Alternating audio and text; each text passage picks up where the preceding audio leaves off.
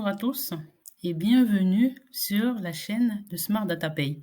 Aujourd'hui, nous allons faire une revue de l'actualité sur les nouveautés Pay 2024. Pour commencer, l'inévitable augmentation du SMIC. Le SMIC est porté à 11,65 euros de l'heure sur la métropole et tous les territoires d'outre-mer, excepté Mayotte pour lequel le SMIC horaire est passé à 8,80 euros de l'heure. Le minimum garanti est passé à 4,15 euros de l'heure. Pour rappel, le minimum garanti, c'est une valeur minimale en euros qui sert de référence pour le calcul de nombreux avantages, tels que l'avantage en nature nourriture, l'avantage en nature repas, les frais professionnels et d'autres allocations.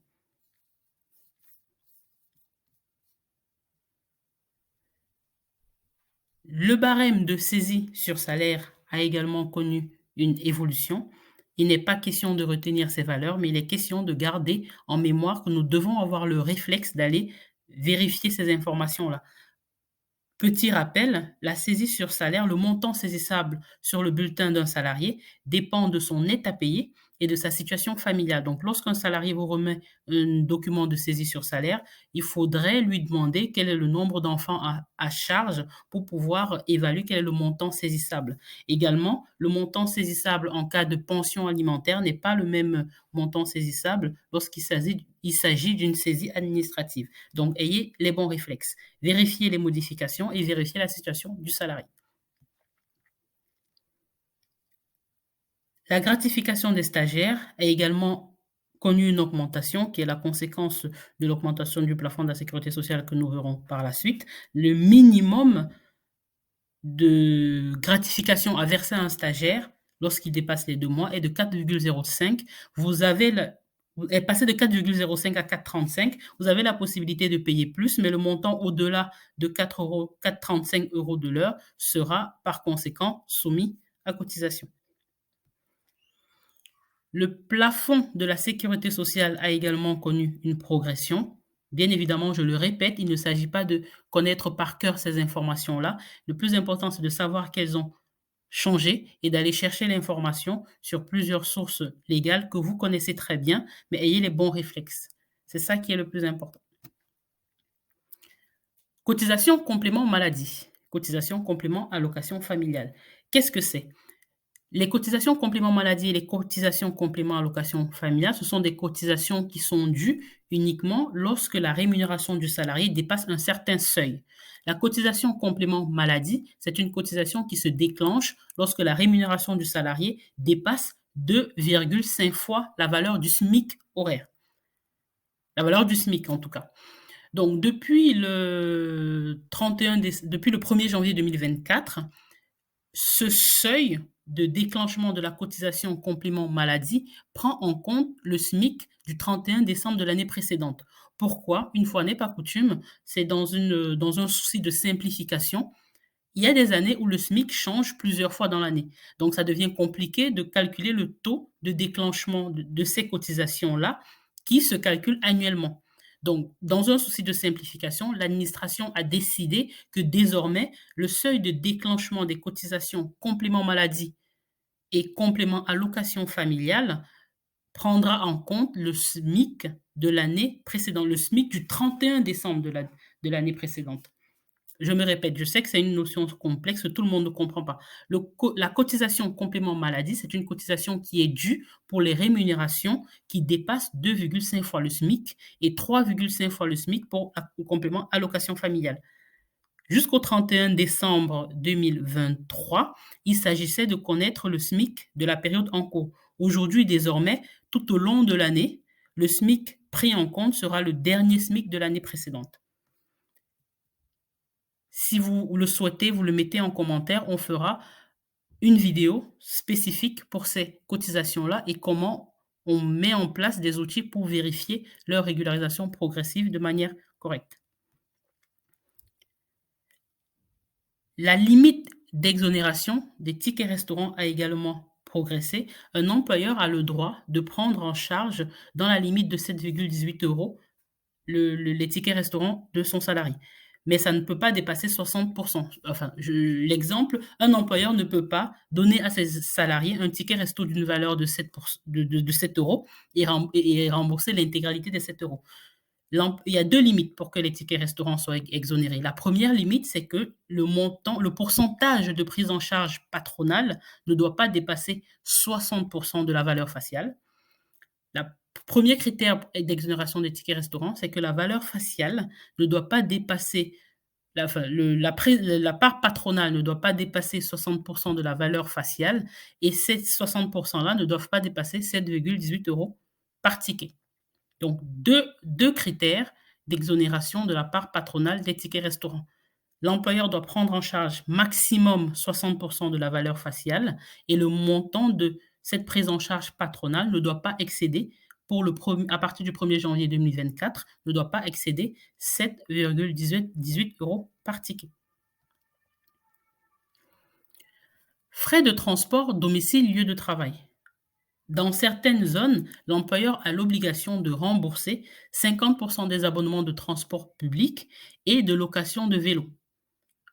Public également. Le changement qui aura lieu à partir du 1er juillet 2024, c'est que cette obligation concernera également les locations de vélos les locations de vélos auprès des services privés.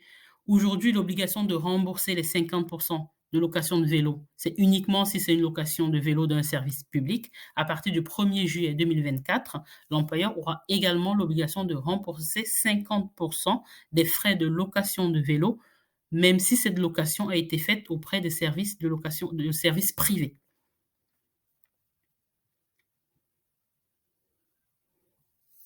Alors, slide suivante. Les frais de repas, la limite d'exonération. Lorsqu'un employeur fournit un repas à son salarié, ce repas a une valeur forfaitaire qui est définie par l'administration. À partir de 2024, l'avantage en nature repas, c'est 5,35. L'avantage en nature repas n'est pas à confondre avec l'indemnité repas. L'avantage en nature repas, c'est la valorisation du repas lorsque le salarié est nourri. Donc, on utilise l'avantage en nature repas que lorsque le salarié a eu un repas qu'il a consommé. L'administration considère que c'est de la, entre guillemets, vous ne voyez pas mes doigts, c'est de la rémunération masquée. Donc, ce repas fourni au salarié doit être valorisé et mis sur le bulletin de salaire. La valeur forfaitaire d'un repas pour l'année 2024 est de 5,35 euros. Les salariés qui sont contraints de prendre leur repas, enfin, au restaurant, on parle par exemple là, oui, les salariés qui sont contraints de prendre leur repas au restaurant, hors des locaux de l'entreprise, enfin, par exemple, les salariés qui travaillent sur les chantiers, l'indemnité repas est de 10 euros. Les salariés qui sont en déplacement, l'indemnité repas forfaitaire, parce que elle peut être réelle, l'indemnité repas forfaitaire est limitée, l'exonération est limitée à 20,70 €, et les salariés contraints de prendre une restauration sur le lieu effectif du travail en raison de l'organisation particulière, par exemple, les salariés à horaires décalés, l'indemnité repas, la limite d'exonération de l'indemnité repas est passée à 7,30 €. Il y a eu également des modifications sur certains taux de cotisation, notamment le taux de cotisation maladie déplafonné, qui est passé à 2,02% à partir du 1er janvier 2024. Les taux de versement en mobilité ont également été mis à jour. Il s'agit d'une cotisation établissement, c'est pour ça une cotisation avec un déclenchement selon l'effectif établissement, et il s'agit d'une cotisation établissement. C'est pour ça qu'on a rajouté cette petite précision d'aller vérifier dans vos fiches établissement. Taux de cotisation AGF qui, depuis le 1er janvier, est également passé à 0,20%.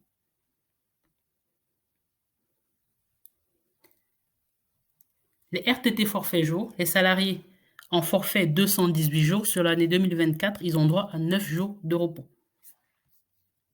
Il est quand même nécessaire d'aller vérifier si la convention collective ne prévoit pas des dispositions plus favorables.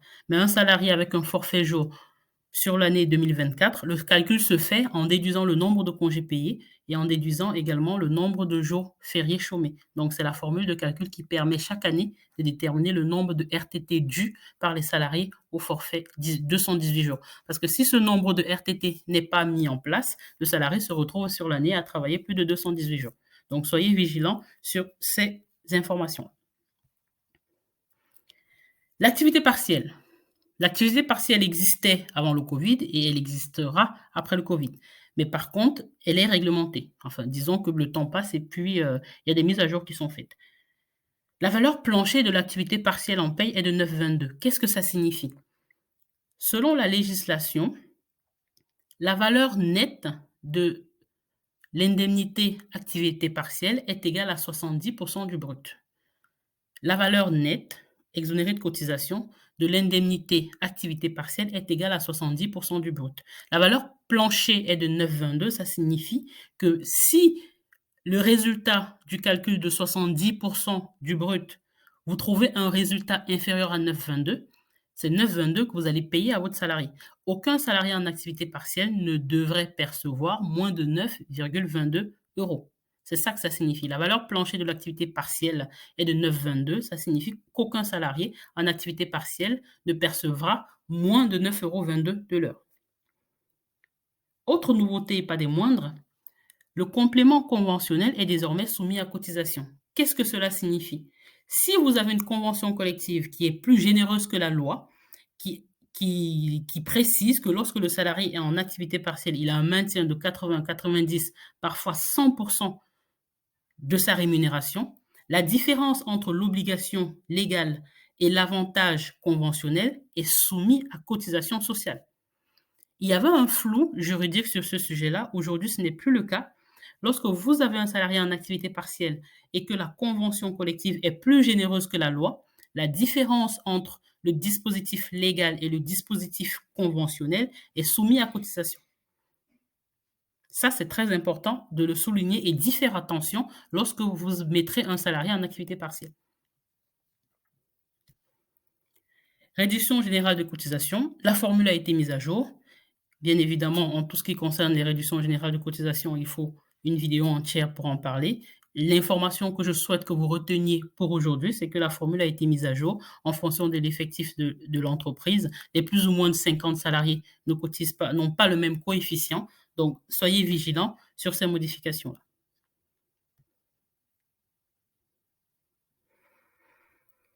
Limitation des arrêts en téléconsultation. Désormais, lorsqu'un salarié consulte en téléconsultation un médecin qui n'est pas son médecin du travail, la durée de l'arrêt est limitée à 3 jours. Il y a bien évidemment des exceptions, comme je l'ai dit, s'il s'agit du médecin du travail ou de la sage-femme référente de l'assuré, mais dans les autres cas, que ce soit pour une prescription initiale ou pour un renouvellement, la durée de l'arrêt de travail en télémédecine est limitée à 3 jours. Bien évidemment, c'est pour éviter les abus qu'on a pu malheureusement constater sur ces services de télémédecine qui ont poussé comme des petits champignons. Évolution de la définition du montant net social. Le montant net social est une obligation qui date de quelques mois et il y a eu également un flou juridique sur qu'est-ce qui rentrait, qu'est-ce qui ne rentrait pas dans le montant net social. Tout ça a été clarifié aujourd'hui par le boss. Les IJSS, indemnités journalières de sécurité sociale, sont intégrées dans le montant net social lorsqu'elles sont versées par l'employeur. Donc là-dessus, c'est clair aujourd'hui pour tout le monde. Lorsque l'employeur effectue la subrogation des indemnités journalières de la sécurité sociale, ce montant doit être intégré dans le montant net social. Les contributions de protection sociale, prévoyance et retraite, la part patronale, ne sont pas intégrées. Les cotisations de protection sociale, prévoyance et retraite supplémentaires ne sont pas intégrées. Et c'est pareil, les options individuelles rattachées à la garantie ne doivent pas être prises en compte pour la part patronale et doivent être déduites de la part salariale.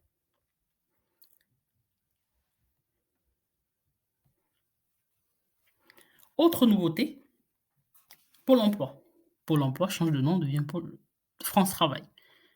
Au moins, Comme ça, c'est clair, il n'y a pas besoin de creuser plus. Désormais, ça c'est une information, même si en tant que gestionnaire de paie, nous ne sommes pas des juristes, mais il est quand même important que nous soyons capables de donner un premier niveau de conseil à nos clients, notamment sur des sujets comme celui-là. Lorsque vous avez, enfin, ou vos clients ont un CDD, à qui ils font une proposition du CDI, lorsque le salarié refuse la proposition du CDI, l'employeur a désormais l'obligation d'informer France Travail de ce refus via un formulaire en ligne que vous pouvez retrouver sur le site de France Travail. Donc, si vous avez un salarié en CDD ou en intérim qui refuse à l'issue de son contrat une proposition de CDI, l'employeur a l'obligation d'en informer France Travail via un formulaire en ligne.